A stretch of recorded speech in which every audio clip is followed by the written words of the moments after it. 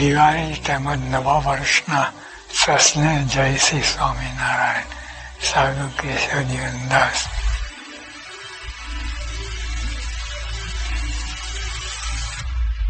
આપણે ખૂબ ભાગ્યશાળી છીએ કે આવો દિવ્ય સત્સંગ મળ્યો. સર્વોપરી ભગવાન અને તેના અખંડારક પ્રગટ સત્પુરુષની પ્રાપ્તિ થઈ.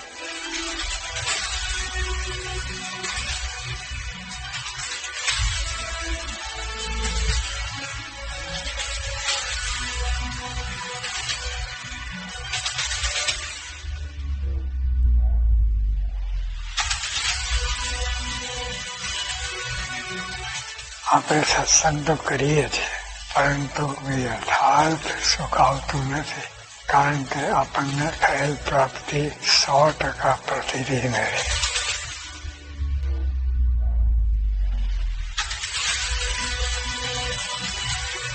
સંત દ્વારા પ્રગટ છે એટલે શ્રીજી મહારાજ જ જરાય ઓછું નહીં, પણ આમાં સમ્યક પ્રકારે રહ્યા છે. જેવા અક્ષરધામમાં છે એ રીતે જરાય ઓછું નહીં, સમ્યક 100%. મહારાજે કહ્યું પ્રસંગ 27માં, આવા સંતના નેત્રમાં જોનારા ભગવાન છે, એના પગમાં ચાલનારા ભગવાન છે.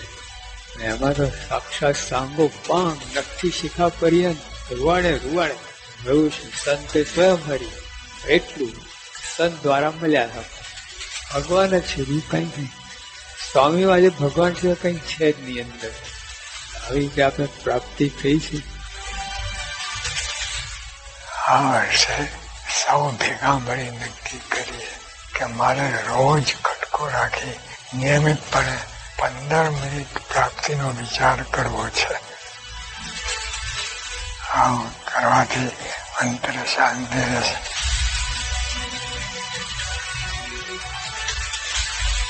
અક્ષરધામ ચૈતન્ય થઈ જવાશે.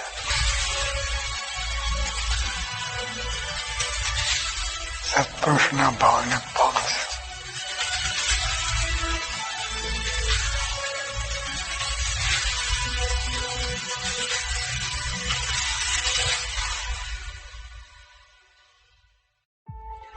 માનો મળી છે મોટી માતા, હાથ આવી તેમાં હાર જોડે. આના ઉપર જવાનું છે. આ પ્રાપ્તિની વાત વિચારવી.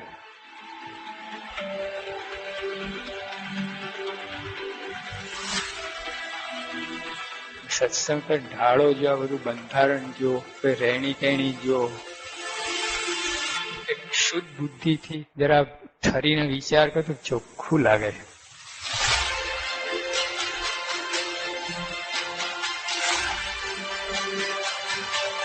પ્રાપ્તિ દેખાય આપણને, કઈ અધરતા નથી આ બધી વાત.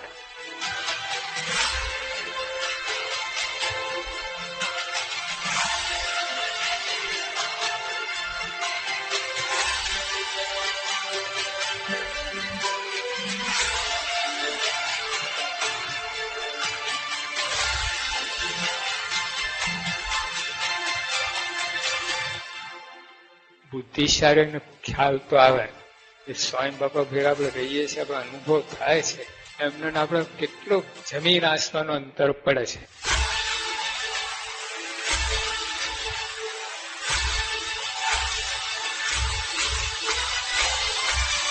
પ્રાપ્તિને સમજવા માટે, અનુભવવા માટે કેવળ વિશ્વાસ. વિશ્વાસ બીજા કોઈ સાધને કામમાં ના આવે. તો 1000 સાધન ઉભા કરો ને, આ પુરુષ ના સમજાય. નિષ્ઠાની વાત કેવી છે? વિશ્વાસ. મહારાજ કહ્યું સારંગપુરના 9માં કે અતિશય દ્રઢ વિશ્વાસ, અતિશય દ્રઢ શ્રદ્ધા, છતી દેહે બ્રહ્મરૂપ થઈ જાય.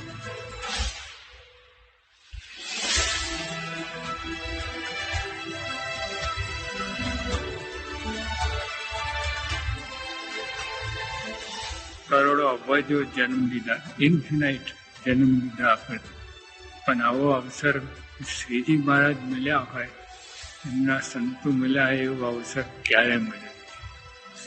તો ભગવાન સીધા અક્ષરધામમાંથી ડાયરેક્ટ અહીંયા આવ્યા, વચ્ચે કોઈ જગ્યા સ્ટોપેજ નહીં, કોઈ સ્ટેશન કર્યું નથી, સીધા આપણી પાસે આવી ગયા. આપણા જ છે પણ મને મળ્યા છે. બાપા કહેતા મુખો મુખ થઈ ઓળખાણ કોઈ વાતને ન રહી તાણ આ બ્રહ્માંડમાં આ કોના તુલ્ય ભાગ્યશાળી માનો યદ ભૂલ. તો જો આપણે આવું મહિમા હોય ને તો ભયો આનંદ રહે. આ એક જ વસ્તુ યાદ રહે ને તમે કેફના ગાળાને, જબરજસ્ત કેફ વર્તે હાલ મસ્ત રહો. Then you will always experience Anand. This is Prapti. આ લાભ ચૂકવો નહીં, આપણે બધી રીતે ખૂબ લાભ થશે. એ પ્રાપ્તિનો વિચાર કરવો કઈ રીતે, એટલા માટે આ પ્રવચન માળાને ખાલી સાંભળવાનો વિષય ન બનાવી, આ પ્રવચન માળાને અભ્યાસનો વિષય બનાવી દઈએ. દિવસો જતા હશે, 80 વર્ષ જતા હશે, દાણા પાણા વ્રત ઉપવાસ સેવા બારણા પરીક્ષા કઈ પૂરું. અરે મુદ્દો તો રહી ગયો, આ શું તમે કર્યું? આ પ્રાપ્તિનો વિચાર દિવસમાં જેટલી વાર બને એટલી વાર કરવાનો. કોણ મળ્યા છે, શું મળ્યું, એનાથી જીવમાં બળ આવશે. કોઈ સાધનથી જીવમાં બળ નહીં આવે, અને તો જીવમાંથી બ્રહ્મની અંદર રૂપાંતર થશે. કોઈ સાધનથી કઈ નહીં થઈ શકે. તો પ્રાપ્તિના વિચારને 3 ભાગમાં આપણે સમજી શકીએ: વિચાર, વિશ્વાસ, પુરુષાર્થપણું. તો પહેલો આ જે વિચાર છે એને આપણે 2 ભાગમાં સમજી શકીએ. એક છે સામર્થ્ય અને બીજું છે નિર્મળતા. કે જેઓના પરમહંસોનું જીવન એવા ઈશ્વરીય સામર્થ્ય સાધુતા સંપન્ન જે મરેલાને પણ બેઠા કરે, એને જોઈને લોકોને થઈ જાય કે આ ભગવાન છે. પરંતુ એવા પરમહંસોને શ્રીજી મહારાજે આખું જીવન પોતાના નિયમમાં વર્ષ વર્તાવ્યા. દોષ કામ દોષ ટાળવો એટલે કઈ જેવી તેવી વાત છે? મોટા મોટા મહામુનિઓ જેને ના જીતી શક્યા એ આ ગુણાતીતની એક દ્રષ્ટિથી જીતી લે. અને કેવળ સંતની કૃપા છે. એવું નથી કે કોઈ પોતાના મનોબળથી જીતે, મનોબળથી પ્રયાસ થાય, પુરુષ પ્રયત્ન થાય, પણ એના પર વિજય પ્રાપ્ત કરવો એ સંતની કરુણા દ્રષ્ટિથી. ગઢપુર જેવા નાનકડા ગામમાં બિરાજમાન ભગવાન સ્વામિનારાયણની દિવ્યતા અને શાંતિના કિરણો કેટલે દૂર સુધી ફેલાયા હશે કે ગુજરાત અને સમગ્ર ભારતના અનેક રાજ્યોમાંથી મોટા મોટા વિદ્વાનો, કવિઓ, મંડલેશ્વરો પોતાના આશ્રમ તથા મઠની મહંતાઈ અને શિષ્યો છોડીને ભગવા કપડા ધારણ કરીને શ્રીજી મહારાજના દાસ બનીને રહ્યા. પરમ પૂજ્ય મહંત સ્વામી મહારાજમાં કેવી દિવ્યતા અને શાંતિ હશે કે તેમના કોઈ ઉપદેશ કે કોઈ પ્રકારની સમજાવટ કે મુલાકાત વિના દેશ વિદેશના અનેક સુશિક્ષિત યુવાનો ઉચ્ચ કારકિર્દી અને સુખ સગવડનો ત્યાગ કરી પોતાના આત્માના મોક્ષ માટે અને સમાજ અને રાષ્ટ્રની સેવા કરવા માટે સંત દીક્ષા ગ્રહણ કરી રહ્યા છે. મંડે 4 PM સાંજે 4 વાગે એક્ઝેક્ટ ટાઈમ.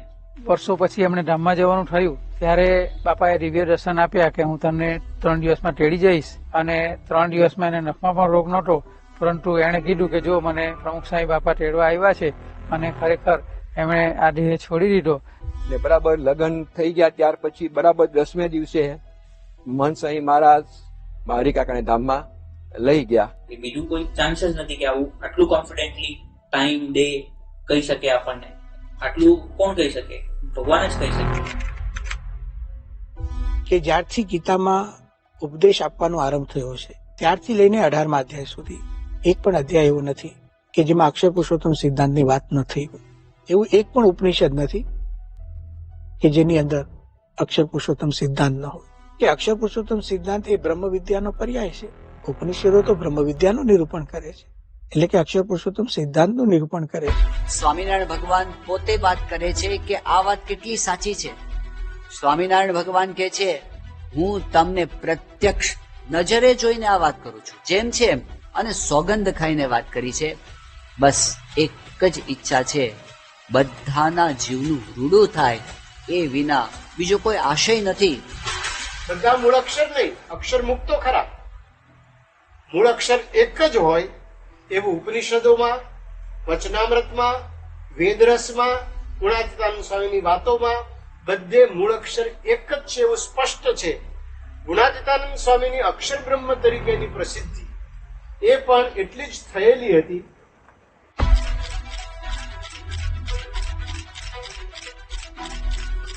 એ આપણી ગુરુ પરંપરા છે. ભગવાન મય જ જીવે છે તો અખંડ એમને ભગવાનનો જ વિચાર એ આવ્યા કરે છે. અંતઃકરણ અતિશય નિર્મળ હોય, અતિ પવિત્ર હોય ને જગતની જરા પણ આસક્તિ ન હોય તો જ આ રીતે ભગવાનની અંદર જોડાયેલા રહી શકાય. આ આપણને પ્રત્યક્ષપણે આપણને આપણા સત્પુરુષોમાં દેખાય છે. આ કેટલી મોટી વાત થાય છે. વિશ્વના આટલા બધા મોટા મોટા નેતાઓની અંદર સૌથી નમ્ર જો કોઈને ગણવા હોય તો ડોક્ટર એપીજે અબ્દુલ કલામ. અને એ પ્રમુખ સ્વામીને કહે કે આપે મને શીખવાડ્યું છે કે અહમ શૂન્યતા એટલે શું, તો પ્રમુખ સ્વામી મહારાજની અહમ શૂન્યતા કેટલી હશે? અહમની એક પણ રેખા નથી. ધેટ ઇઝ મહાન સ્વામી મહારાજ. એટલે અત્યારે એમના સાનિધ્યમાં લોકોને વિષયનો તિરસ્કાર છે. સતયુગ નહીં પરંતુ અહીંયા બ્રહ્મયુગ, ગુણાતીત યુગના આપણને દર્શન થઈ રહ્યા છે. બાપાએ કહ્યું કે મને વિશ્વાસ છે કે મારા એક એક હરિભક્ત એ વેચાઈ જશે, પણ આ મંદિરનું કાર્ય સમયસર પૂરું કરશે. અમુક હરિભક્તોના ઘરની અંદર પ્રાથમિક વ્યવસ્થાઓ જેમ કે સંડાસ, બાથરૂમ એ પણ ના હોય તો પણ જયારે આર્થિક સેવા કરવાની હોય છે ત્યારે આ કોઈ પણ પ્રશ્ન એમને રોકી શકતો નથી. કારણ કે જેવા સ્વામીશ્રીના આશીર્વાદ પડ્યા અને સ્વામીશ્રીની હાકલ વાગી અને જોત જોતામાં તો જે 400 ફૂલ ટાઈમ વોલેન્ટિયર જે પોતાના નોકરી મૂકીને, ધંધા મૂકીને, વ્યવસાય કે કારકિર્દીને ઠોકર મારીને ઘણા બધા વિદ્યાર્થીઓ પોતાના અભ્યાસની અંદર ગેપ યર લઈને આ સેવાની અંદર આવી ગયા.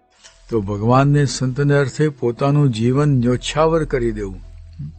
તો આ માતા પિતાઓ પણ એના દીકરાને અર્પણ કરતા અંતરમાં ખૂબ જ આનંદ અનુભવે છે કે અમારું જીવન ધન્ય બની ગયું. આવી સ્થિરતા ધારનારા, આવી ધીરતા રાખનારા અને સ્વસ્થતા ધારણ કરી રાખનારા સત્સંગમાં એક નહીં, બે પાંચ નહીં, પણ સેંકડો હરિભક્તો છે. અને આ જ સત્સંગની દિવ્યતા છે. તો શાસ્ત્રીજી મહારાજે એ જે સચ્ચાઈ ઉચ્ચારી છે એ પાયા ઉપર આ બીએપીએસ સ્વામિનારાયણ સંસ્થા ઉભી થઈ છે. નિર્ગુણદાસ સ્વામીએ એક પત્ર લખ્યો છે કે અમો કોઈ પક્ષા પક્ષીથી અગર કોઈને દબાવવા, અગર અભિમાને કરીને કરતા હોઈએ, અગર કોઈને પાછા પાડવા કરતા હોઈએ, અગર વડતાલ ગઢડાથી મોટા થવાના સબબથી કરતા હોઈએ તો ખોટાનું કોટી પરમહંસને માર્યાનું પાપ છે. આ સંત સાચા છે.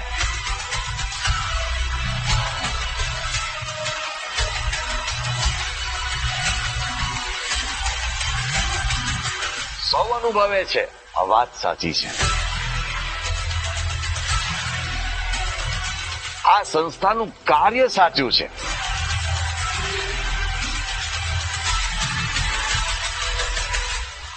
એટલે લોકો એમાં સમર્પિત થાય છે. અને ભગવાન છે સર્વોપરી કરતા અને પછી પાછા સાકાર અને પ્રગટ છે. અને એ પ્રમાણે પોતાના એકાંતિક સંત દ્વારા, ગુણાતીત સંત દ્વારા અખંડ પોતે વિચરે છે, રહે છે. એટલે એ પ્રગટ છે અને છે મહારાજ પ્રગટ છે, જતા નહીં રહ્યા. 49 વર્ષ પ્રયાણ કરી જતા રહ્યા. આજ પ્રગટ છે સંત સ્વરૂપે. આજે શાસ્ત્રીભાઈ યુગમાં પ્રભુભાઈ એ સ્વરૂપે ભગવાન પ્રગટ છે, વિચરે છે. મનુષ્ય જેવા દેખાય છે, આપણા જેવા દેખાય છે, મોદા હાજા દેખાય છે, દુઃખ સુખ બધું આવે છે, પણ છતાંય ભગવાનનું સાક્ષાત સ્વરૂપ છે. પ્રગટ છે એટલે શ્રીજી મહારાજ જ જરાય ઓછું નહીં. પણ આમાં સમ્યક પ્રકારે રહ્યા છે. જેવા અક્ષરધામમાં છે તે જ. મારે કેવું પ્રથમ 27માં આવા સંતના નેત્રમાં જોનારા ભગવાન છે, એના પગમાં ચાલનારા ભગવાન છે. એમાં તો સાક્ષાત સાંગો પાંગ નખથી શિખા પર્યંત રૂવાડે રહ્યું છું. સંતે સ્વયં હરી એટલું સંત દ્વારા મળ્યા આપણને. ભગવાન જ છે, બીજું કંઈ નહીં. સ્વામી આજે ભગવાન સિવાય કંઈ છે જ નહીં અંદર.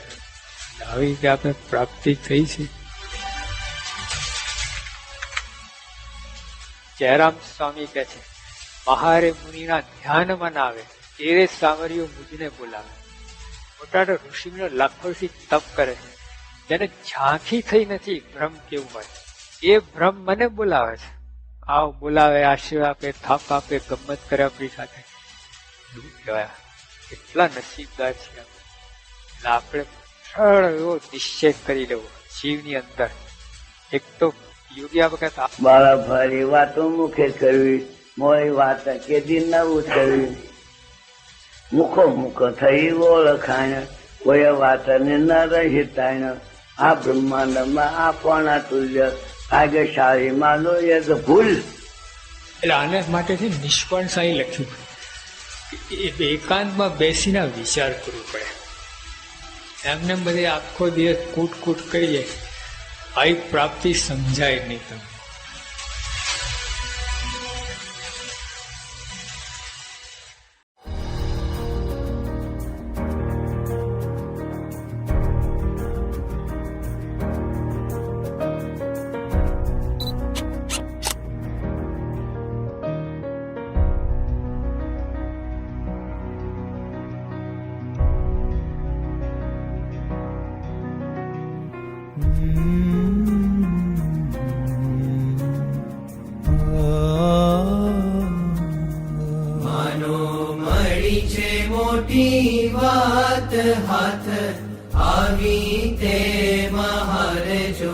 કરી જતન દિવસ રાત સુતા, બેઠા સંભાર જોરે. સાચો મળ્યો છે સત્સંગ અંગે, અચળ કરી રાખજો રે. રખે ચડે બીજાનો રંગ એવો, દાપણ દોર નાખજો રે. સત્સંગ keep firmly at any cost. સત્સંગ જે તમારી ચોઈસ આવે કે whether to do this or સત્સંગના નિયમ લોકપા કે ના લોકપા. તો એટ ક્રિટિકલ મોમેન્ટ આવે કે where you are confused and you don't know, તો તે વખતે સત્સંગ બાજુ ઢળવું. ઇન્ક્લિનેશન ટુ સત્સંગ, ઇન્ક્લાઇન ટુ સત્સંગ. તો દેટ ઇઝ બેસ્ટ વે. કેમ કે બીજું બધું તો આવ્યું છે ગયું છે. It does not matter much, પણ સત્સંગ વી શુડ નોટ લૂઝ. ઘણા મોંઘા જે ઘન શ્યામ નાવે, નજરે ન મળે કોઈને રે. અક્ષરવાસી આઠો જામ જેને, રહ્યા છે અખંડ જોઈને રે. અતિ થઈને દિન આધીન નિત્ય, નમાવે છે શીશને રે. લગની લગાડી લેલીન જોઈ, રહ્યા છે જગદીશ ને રે. શ્રીજી મહારાજ મળ્યા છે. અનંત જન્મથી આપણે ભટકીએ છીએ, અનંત જન્મથી. અને આ જન્મે આપણને ભેટો થયો. અને એટલા ભગવાન, બીજા લોકો તો દર્શન કરવા માટે કેટલા તલપાપડ થાય, આપણે તો ભગવાન મળ્યા. શાસ્ત્રીજી મહારાજ મળ્યા, યોગી બાપા મળ્યા, પ્રમુખ સાહેબ મળ્યા. હવે મૂળ મુદ્દો આ છે કે જ્યારે ભગવાન પ્રગટ હોય ને એના ઓળખાય ને મનુષ્ય ભાવ આયા જ કરે. થોડી વાતમાં સ્વામી આમ કેમ કરો, સ્વામી આમ કેમ કરો. શાસ્ત્રીમાં શ્રીજી મહારાજમાં આવતો મનુષ્ય ભાવ. અને મનુષ્ય તો એ મનુષ્ય ચરિત્ર કરે જ, દિવ્ય ચરિત્ર કરે તો ખોટું પડી જાય. એટલે મનુષ્ય તરીકે આવે એટલે મનુષ્ય બધા કરે, તમને ભૂલાડી દે એવા મનુષ્ય કરે. પણ એમાંય જો દીવ ભાવ રહે તો કામ થઈ જાય. મહારાજ સ્વામી મળ્યા છે, ક્યારેય મળ્યા નથી, અને જતન કઈ ન રાખવું. કિયા જીવ કિયા જગદીશ જાણો, જૂજવી એ જાત છે રે. મર આપીએ સો શીશ તોય વણમાળાની વાત છે રે. કિયા કીડી કરી મેળાપ, ભેડું થાવા ભારે ભેદ છે રે. કિયા પૂર્ણ પુરુષોત્તમ વાપ, કિયા જીવ જેને